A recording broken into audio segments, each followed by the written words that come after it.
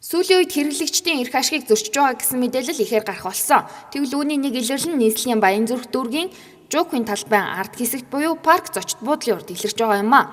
Тодорхойлбол иргэд уг зочид буудлын бохор ил урсаж байгаа талаар гомдол саналаа илэрхийлж эхэлсэн бол энэ нь энэ хавийн хоёр хотхон тус зочид буудал гээд тухайн хэсгүүдийн бохирын хоолойг гэмтсэн ч засварлаагүй утсан асуудлаас үүдсэн гэдгийг хэлж байгаа юм. Энэ болохоор зөвхөн манайхтай одоо хариулж байгаа асуудал биш, зүгээр яг манай нэг зөксөл дээр л худагнд байгаа болохоор л манайх гэж үзээд байх шиг энд ердөөс энэ компаниуд бүгд багтж байгаа байхгүй юу. Одоо тухайлбал Сингүр хотхны 340 айл энэ 340 айл нь болохоор Хүрээ хавст хамрагдсан юм байна.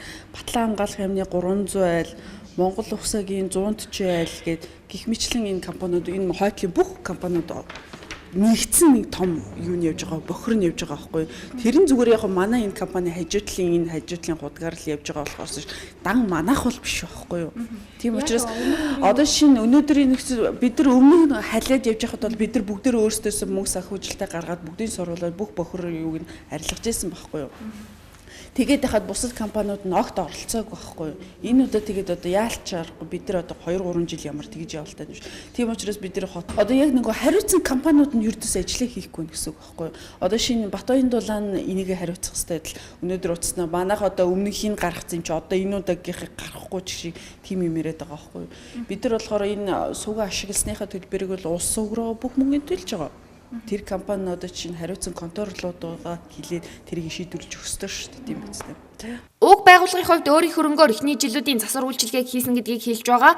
Гэмтлийн шалгааныг тогтоож ажиллах байсан ч Батбаян дулаан компани нь уцаач авахгүй алга болсон байна.